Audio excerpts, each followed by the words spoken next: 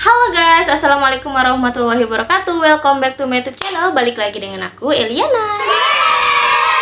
So guys, di video kali ini aku mau minta sharingnya nih ke kalian tentang gimana sulitnya menghadapi kenakalan remaja saat ini nih. Nah, yang mau aku bahas di sini adalah saat ini aku sendiri, aku pribadi itu tengah mengalami fase dimana sedang capek-capeknya dan juga kewalahan dalam menghadapi tahap kenakalan remaja yang terjadi sama adik aku sendiri. Bukan anak aku, tapi adik aku sendiri. Dan tidak menutup kemungkinan ini juga bakalan terjadi ke anak-anak aku gitu guys. Nah, sebelum kita ke sharingnya, kalian jangan lupa klik tombol subscribe dulu di bawah. Buat kalian yang belum subscribe dan nyalain lonceng notifikasinya supaya aku semakin semangat nih buat sharing-sharing lagi ke depannya.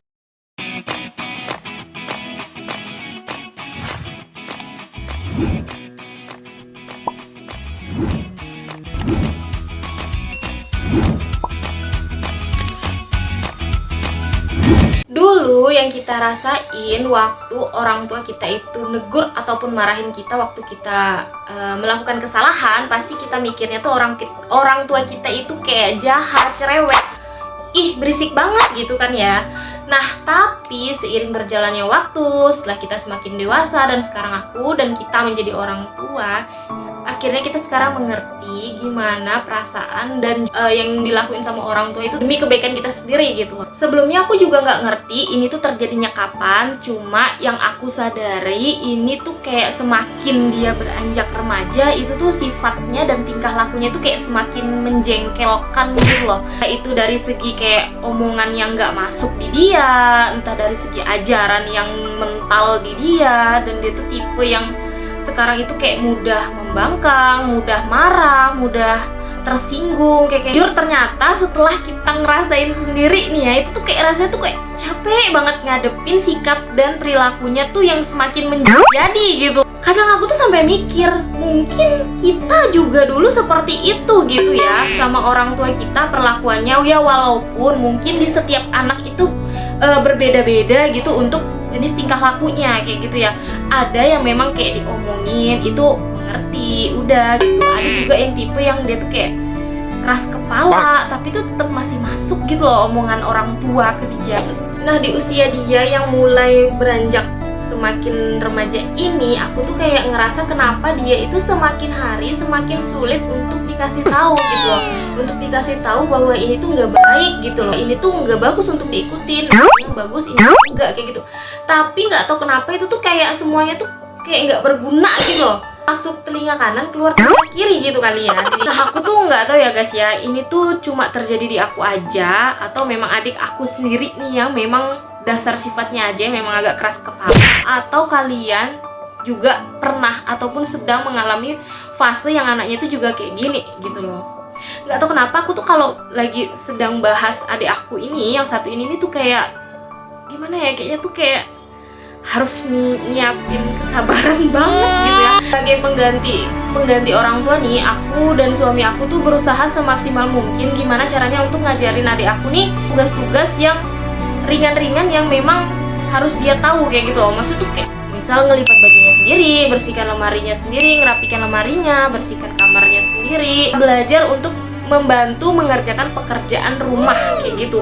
Ya bukan karena kita nih jahat gitu ya nyuruh-nyuruh, maksud aku tuh memberikan contoh supaya baik untuk dia ke depannya. Lalu contoh lain itu tuh kayak penggunaan smartphone. Nah, jadi sebetulnya HP itu tuh udah HP yang kesekian yang kita kasih ya guys, tapi tuh nggak tahu kenapa HP-nya tuh nggak pernah awet gitu loh kalau di tangan dia.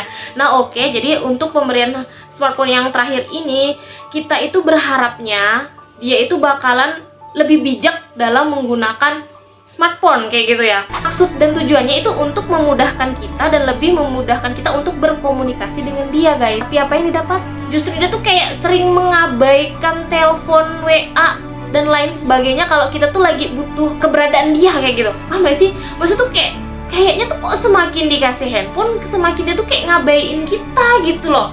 Padahal dia tuh online guys, tapi WA kita, chat kita, telepon kita tuh kayak diabaikan gitu. Beda banget perlakuannya dengan teman-temannya nih guys. Umur segitu tuh kayak lebih mementingkan pendapat temen-temennya ya mungkin ya, ketimbang kita nih yang orang tuanya, saudaranya ya kayak gitu. Kita telaah nih dengan kita yang zaman dulu tuh kok kayaknya nggak gini-gini banget gitu loh guys. Orang tua melotot aja kita udah kabur gitu loh. Di itu tuh kita zaman dulu tuh kayak nggak ada rasa dendam sama orang tua, lebih ke hormat sama orang tua gitu ya. Kita kayak diajarinnya kan kayak gitu, masuk di kita nih. Nah kenapa dengan zaman sekarang tuh anak zaman sekarang kayak beda banget, diomongin kayak gitu tuh justru dia tuh makin lebih dari kita gitu loh. Habis pikirnya itu dan suka juga terbawa emosi itu pada saat dia itu tengah marah atau sedang meluapkan emosinya yang kita sendiri tuh sebenarnya nggak tahu sebenarnya itu apa sih yang sedang dia marahin, apa sih yang sebenarnya sedang dia kesalkan. Semakin kesini kayaknya dia tuh semakin menutup diri gitu loh, nggak mau terbuka, entah karena dia nih ini takut mau cerita. Aku juga nggak tahu sebenarnya itu tuh PR juga ya buat aku, gimana caranya ngambil hati beliau ini. Kalau dia udah di mode ngereok kayak gitu, nah itu tuh kayak semua barang, buka pintu aja tuh kayak bruk, kayak kemarin tuh duk, tendang semua tuh kayak bruk di rumah. Dan itu tuh kayak semakin bikin kita juga mau ikutan emosi gitu loh guys. Tahu nggak sih kalian? Ya Allah, aku rasa kayaknya semua ibu-ibu di sana dan bapak-bapak pernah ya ngalamin kayak gini gitu, bukan cuma aku kayak gini. Tapi gimana ya, pada saat momen itu ya tetap kita tuh juga kebawa emosi jadinya. Jadi minta tolong untuk bunda-bunda di luar sana, kayak gimana sih sarannya dan masukannya, gimana caranya untuk kita itu jadi lebih bersabar dalam menghadapi tingkah dan pola adik kita, anak kita itu tuh kayak gimana sih, apalagi di fase-fase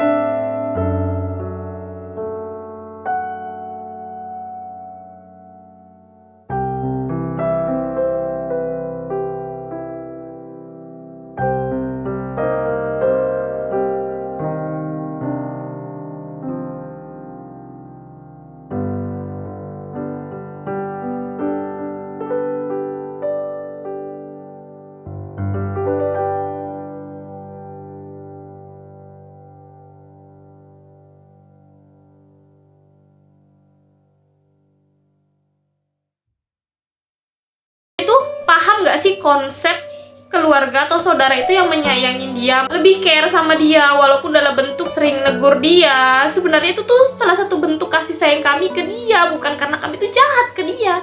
Paham banget ya, mungkin di usia dia yang masih tahap remaja ini, mau kita kayak gimana pun ngomongnya, mereka itu mungkin mikirnya kalau kita nih terlalu ikut campur urusan mereka, kehendak mereka. Kayak mereka tuh mungkin merasa nggak disayangin atau ngerasa nggak bebas, kurang kasih sayang. Aku juga nggak ngerti kayak gimana ya. Jadi aku dan suami aku itu kayak bertanggung jawab untuk memberikan yang terbaik gitu loh buat adik aku. Aku tuh sering banget ya nangis, maksud tuh nangis ketimbang aku tuh mukul dia, ketimbang aku tuh marahin dia, mending aku nangis gitu loh.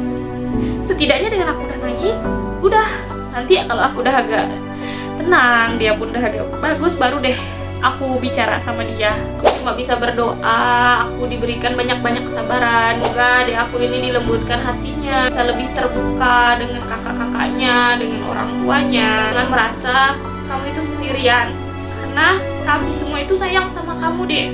Jadi tolong cintai diri kamu sendiri. Semoga Allah jauhkan dia dari segala bentuk pergaulan yang bisa menjerumuskan, menjaga dirinya dengan baik pada saat di luar pengawasan kita, kayak gitu ya. Karena kita kan nggak bisa 24 jam untuk ngawasin dia terus, juga harus beri kebebasan dong ke anak. Nggak mungkin kita kekang, mau dikekang kayak gimana pun, sendiri aja dikekang nggak enak banget ya, apalagi anak kita yang masih butuh explore, masih butuh kayak temen-temen kayak gitu. Aku tuh berusaha untuk memberikan yang terbaik, tapi nggak tahu kembali lagi ke anaknya bisa menerima itu dengan baik, dengan positif atau dengan negatif. Kembali lagi ke anaknya, kita hanya bisa mengingatkan dan nggak boleh capek. Selalu ingetin kamu mau berteman sama siapa aja is okay, nggak apa-apa. Kakak juga tidak membatasi kamu berteman sama siapa aja. Mau pergi kemana aja is okay, tapi satu, jangan berbohong. Aku selalu bilang ke dia kayak gitu, kamu mau nakal mau apa silahkan, tapi satu, jangan pernah bohong. Nakalnya pun maksud tuh dalam batas kewajaran gitu guys, paham nggak sih? Tapi nggak tahu ya, namanya anak remaja lalu aja diingkarin kayak gitu kepercayaan kita. Salah satunya ya mungkin karena dia terpengaruh dengan apa sih, lingkungan pertemanan dia kayak gitu, entah lingkungan sekolah juga kita nggak tahu ya. Kita udah ngasih bekal di rumah bagus-bagus juga, kita kan hidupnya bersosialisasi di sekolah ataupun di mana kayak gitu kan, pasti bakalan banyak juga teman-teman yang negatif gitu loh. Pasti beda-beda kan. Balik lagi sebenarnya ke anaknya, bisa menyaringnya dengan baik apa tidak. Oke guys, sekian aja dulu ya sharing dari aku. Kalian boleh komen juga di komen, sharing-sharing seputar pengalaman kalian selagi mengasuh dan mendidik anak-anak kalian, kayak gimana cara mengatasinya dan cara menghadapinya kayak gimana. Oke, thank you. Terima kasih buat yang udah nonton. Semoga video kali ini bermanfaat. Jangan lupa tekan tombol like, komen, dan pastinya subscribe. Sampai jumpa di video selanjutnya. Bye-bye. Assalamualaikum warahmatullahi wabarakatuh.